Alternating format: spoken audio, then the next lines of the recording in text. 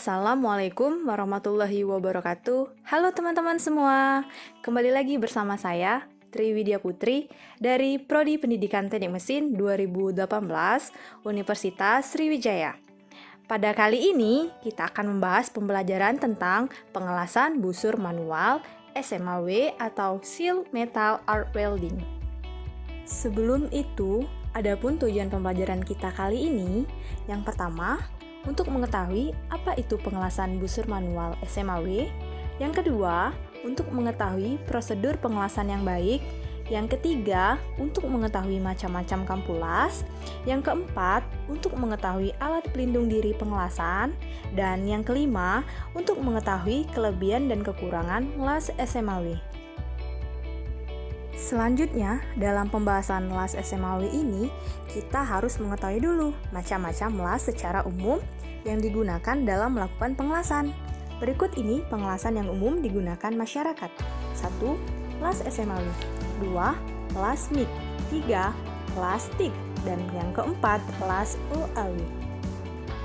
Baik, kita masuk ke materi. Apa itu las SMAW atau yang biasa kita sebut Seal Metal Arc Welding?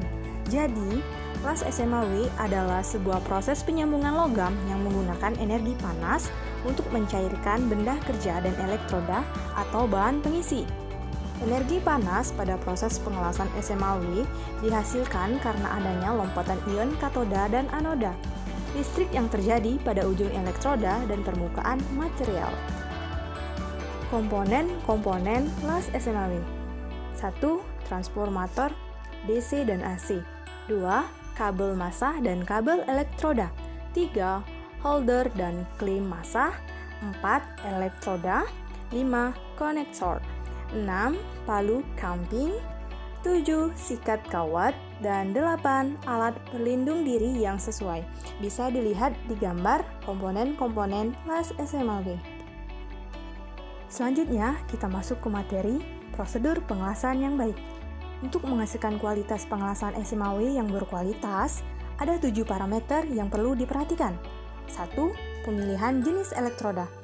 Pilihlah elektroda yang tepat mulai dari kuat tarik, jenis material, dan jenis kuantumnya, agar sesuai dengan material yang akan dilas. 2. Pemilihan diameter elektroda.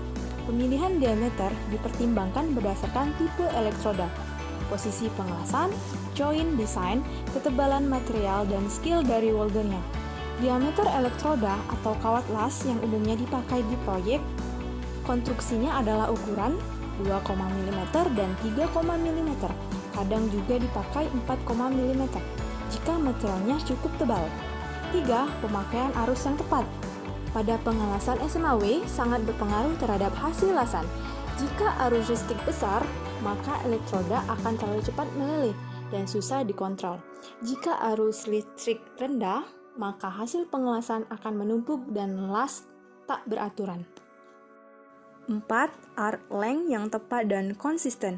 Pada pengelasan SMAW, jika arc length terlalu tinggi, maka akan terjadi layered globally, sehingga akan terjadi banyak splinter saat mengelas dan bisa terjadinya frosty. Jika arc length yang terlalu pendek, maka akan terjadi panas yang berlebih sehingga menghasilkan detonation dan menyebabkan base metal jebol. 5. Triple speed yang tepat. Jika triple speed terlalu tinggi, maka logam cair akan cepat membeku dan weld band akan rendah. Kotoran dan gas akan terjebak dan bisa menimbulkan cacat las. Jika terlalu lambat, maka berat terlalu tinggi dan lebar dan hasil pengelasan akan berkerut. 6. Sudut pengelasan yang tepat. Pada pengelasan SMAW, sudut elektroda sangat penting, terutama pada saat pengelasan fillet dan grab sambungan yang dalam. Apabila sudut pengelasan yang kurang tepat dapat mengakibatkan underwrite dan lain-lain. Biasanya sudut yang dipakai 70-80 derajat. 7. Ayunan elektroda atau welding manipulation yang benar. Karena setiap elektroda memiliki karakteristik ayunan yang berbeda-beda. Welding manipulation pengelasan SMAW berdasarkan tipe elektroda, desain sambungan, posisi pengelasan, dan pengalaman dari welder itu sendiri. Selanjutnya, kita masuk ke materi macam-macam kampulas. Jenis sambungan pengelasan adalah tipe sambungan material atau plat yang digunakan Untuk proses pengelasan, jenis sambungan las mempunyai beberapa macam yang menjadi jenis sambungan utama. Yang pertama ada butt joint. Sambungan butt joint adalah jenis sambungan tumpul. Dalam aplikasinya, jenis sambungan ini terdapat berbagai macam jenis kampu atau groove, yaitu V-groove atau kampu V, single bevel, G-groove, U-groove, square groove. Untuk melihat macam-macam kampu las lebih detail, silakan teman-teman lihat gambar berikut ini.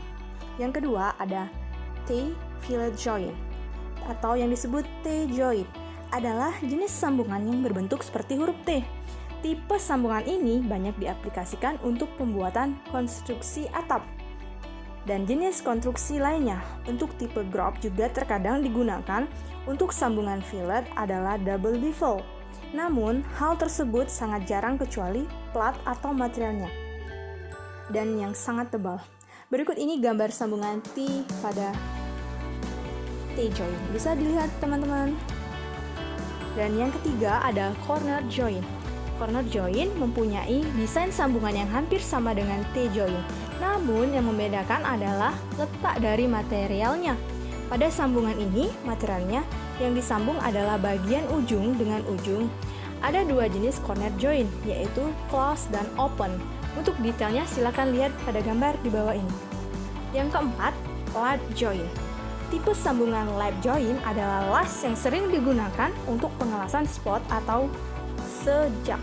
Karena materialnya ini ditumpuk atau disusun sehingga sering digunakan untuk aplikasi pada bagian body. Karena dan cenderung untuk plat-plat tipis. Jika menggunakan proses pengelasan SMAW atau GMAW atau pitch AW, pengelasannya sama dengan sambungan fillet. Dan yang kelima ada egg joint. Egg joint merupakan sambungan di mana kedua benda kerja sejajar atau sama lain dengan catatan salah satu ujung dari kedua benda kerja tersebut berada pada tingkatan yang sama. Bisa dilihat teman-teman gambarnya. Dalam pengelasan, kita juga wajib menggunakan alat pelindung diri atau ABD yang tepat. Yang pertama itu ada pelindung mata. Digunakan untuk menurunkan kekuatan pancaran cahaya tampak dan harus bisa menyerap atau melindungi mata dari pancaran sinar ultraviolet dan inframerah dari pengelasan. Pelindungan mata atau yang biasa disebut goggle ini harus juga mempunyai warna transmisi tertentu, misalnya abu-abu, coklat, atau hijau. 2. Pelindung muka. Digunakan untuk melindungi seluruh muka dari luka bakar kulit sebagai akibat dari cahaya busur, percikan api, dan lain-lainnya yang tidak dapat dilindungi dengan hanya menggunakan kacamata las saja. Yang ketiga, pelindung pernapasan. Pelindung pernapasan digunakan apabila pembersihan udara dengan ventilasi tidak mencukupi dan pengelasan di tempat tertutup, seperti dalam tangki atau terowongan, sehingga diperkirakan dapat membahayakan pekerja. Diharapkan memakai alat pernapasan pelindungan debu dan pelindungan pacu. 4. Pelindungan kulit. Di pelindungan kulit ini teman-teman ada yang namanya sarung tangan. Sarung tangan las berfungsi untuk melindungi kulit tangan. Operator las memakai sarung tangan dari kulit agar terhindar dari luka bakar, terutama saat melakukan pengelasan tegak dan atas kepala. Bagian dalam sarung tangan las yang harus dilapisi bahan katun untuk menyerap keringat pada tangan agar terhindar dari bahaya listrik. Ada juga baju las dan apron. Baju las atau apron dibuat dari kulit asbes. Baju las yang lengkap dapat melindungi badan dan sebagian kaki dan lengan. Dan yang terakhir itu ada sepatu safety. Sepatu safety berguna untuk melindungi kaki dari sambungan bunga api, kerak, dan kejauhan dari benda. Sepatu safety terbuat dari bahan kulit yang ujungnya dilengkapi dengan besi untuk menahan beban hingga 2 ton. Ya, itulah tadi pelindung alat untuk pengelasan. Alat pelindung diri dalam pengelasan. Masuk ke materi kita yang terakhir. Di sini, teman-teman, kita akan membahas kelebihan dan kekurangan las SMAW. Kelebihan dari pengelasan SMAW ini, yang pertama, biaya awal investasi rendah. Yang kedua, secara operasional handal dan sederhana. Yang ketiga, biaya material pengisi rendah. Yang keempat, filler metal atau material pengisi dapat bermacam-macam. Yang kelima, pengelasan dapat dipakai di semua material. Yang keenam, dapat dikerjakan pada ketebalan material berapapun. Dan yang ketujuh, pengelasan SMAW sangat cocok dipakai pada pengelasan di lapangan karena fleksibilitasnya tinggi. Kemudian, ada juga kekurangan dari pengelasan SMAW ini. Yang pertama, lambat dalam penggantian elektroda. Yang kedua, terdapat slag yang harus dihilangkan. Yang ketiga, pada low hidrogen elektroda perlu penyimpanan khusus, yaitu harus dipanaskan sebelum digunakan.